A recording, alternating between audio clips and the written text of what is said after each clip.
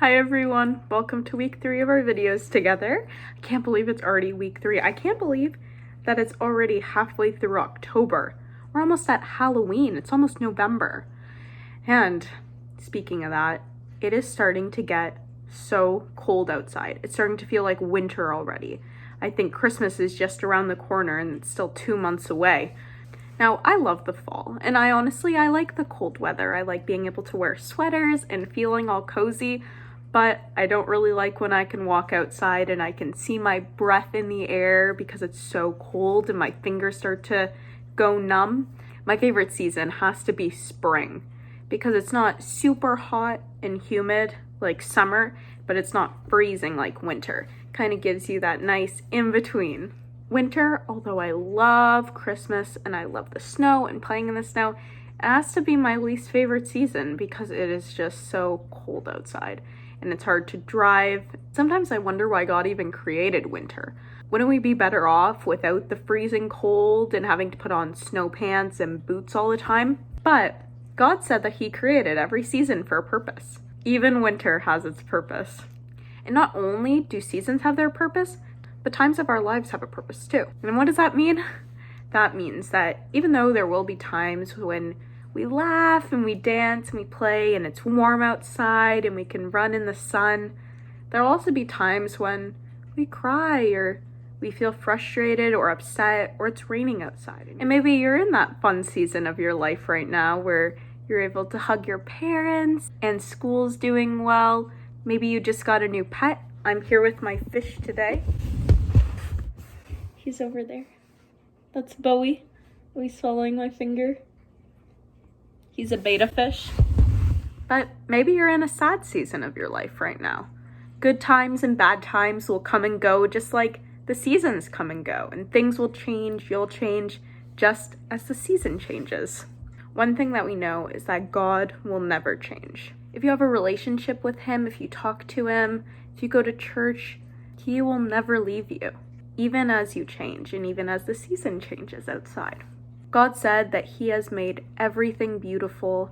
Everything was made in His image. He created everything the way that He wants it to be. And He said that He will make the sad times beautiful as well. And that means that He can take the worst seasons of our lives and make them into something beautiful. Something that we never would have imagined to be possible because God is just that amazing.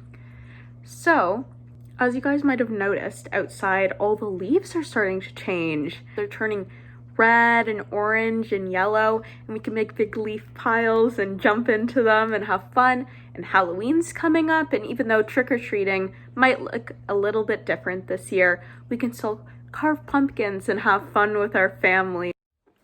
So today we're going to be making a craft that's very fitting to the seasons changing outside and the leaves and the fall weather. We're going to actually be making fall leaves. So from your bag, if you could take out the bag that's labeled October 18th and it says fall leaves on it, we'll get right started into our craft. Welcome back. It's time to do our craft. So like I said, I want you to grab your October 18th craft from your bag, and inside this bag you're going to find 2 leaves that look like this, and also 2 brown leaves that look like this.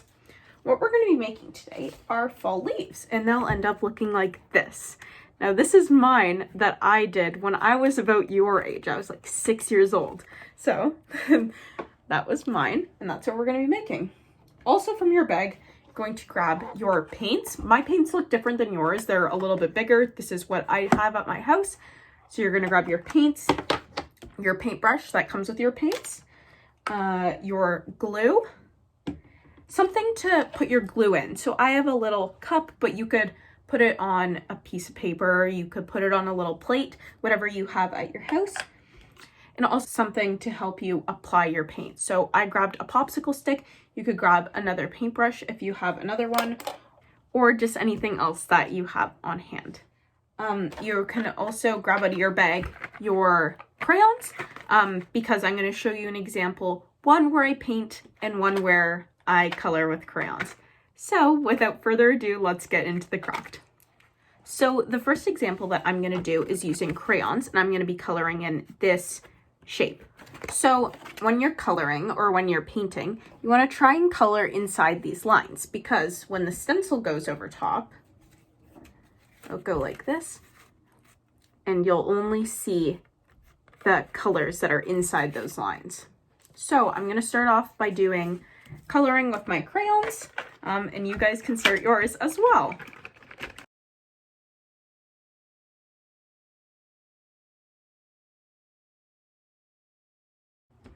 Okay, so now that you're done coloring in the shapes, this is what mine looks like. It's okay if you go outside the lines a little bit. I know I did. Now I'm going to do one with my paints.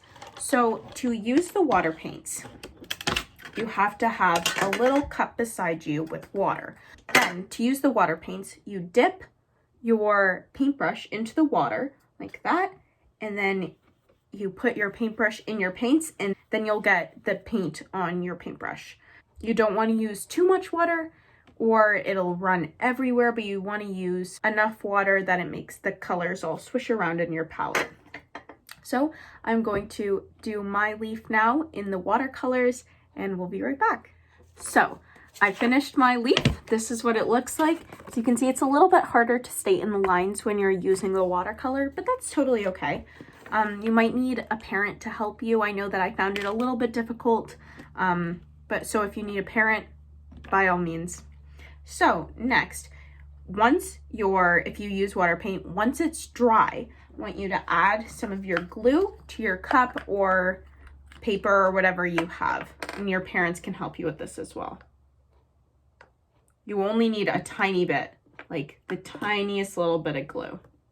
Okay, then using either your other paintbrush or your popsicle stick, I want you to dip your popsicle stick, I'm using a popsicle stick, into the glue so that it gets on the end, just like that. Then I want you to apply it to the white areas. So this will take a little bit of time. That's okay, don't worry, the glue won't dry that fast. Okay, so this is what mine looks like when I have the glue on it. It's all shiny. You can kind of see it there.